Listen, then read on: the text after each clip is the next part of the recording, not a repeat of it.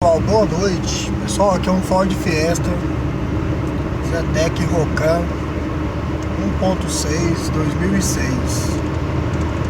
Esse Ford Fiesta é o seguinte, pessoal: 111 cavalos. O povo reclama muito do barulho dentro da cabine aqui, ó, do Ford Fiesta.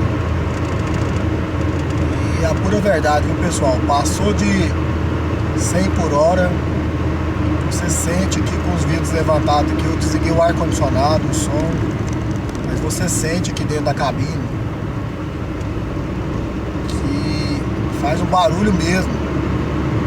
O barulho do motor vem pra dentro da cabine. Olha lá, vou acelerar mais. 100 por hora, 110. Começou o barulho.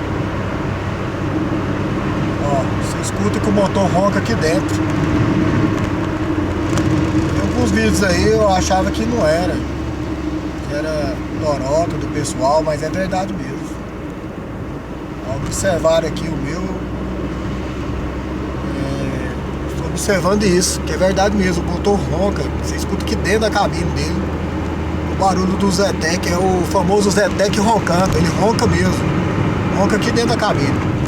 Outro defeito, pessoal, é esse relógio aí, ó. O meu, ele volta a funcionar, para, volta a funcionar, para. Olha lá, tá 2 dias sumiu, ó. É estranho demais esse defeito aí. Mas fazer o que, né? É da fabricante, né? A própria fabricante, eu levei esse carro já não autorizado, eles não conseguem resolver esses problemas dele mesmo. É isso aí, pessoal. Vou desligar agora. Quem gostou do vídeo, curte, comenta. Aquele abraço. Boa noite.